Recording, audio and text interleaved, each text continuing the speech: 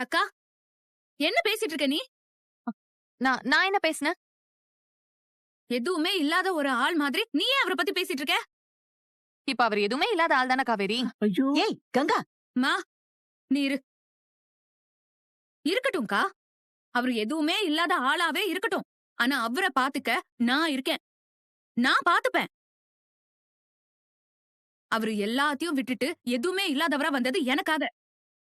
அத சாதாரணமா யாரும் பண்ணிட முடியாது.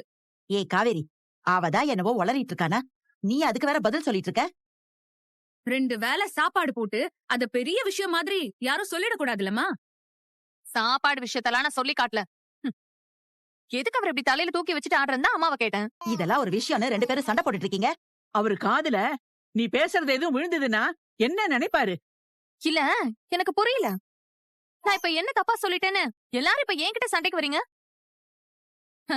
சாப்பாடு விஷயத்தெல்லாம் நான் ஒண்ணும் பேசல காவேரி. சொன்னியேக்கா, அவரு செலவெல்லாம் நாம தான் பாத்துக்கிறோம்னு நீ சொன்னியே. அவரு எனக்காக வந்திருக்காரு.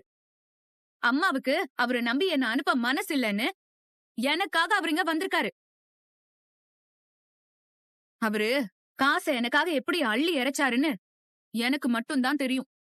அப்படிப்பட்டவரை பாத்துக்கிற நிலைமை வந்துச்சுன்னா நான் பாத்துப்பேன். நீ கவலைப்படணும்னு எந்த அவசியமும் இல்ல, சரியா? ஏய், உன் வாய் சும்மாவே இருக்காதாடி. அவ எப்படி வருத்தப்பட்டு பேசிட்டு போறா பாரு. நான் யதார்த்தமா ஒரு விஷயத்த சொன்னேன். அதுக்கு அவ வருத்தப்பட்டா நான் என்ன பண்றது? இல்ல, நான் தெரியாம தான் கேக்குறேன்.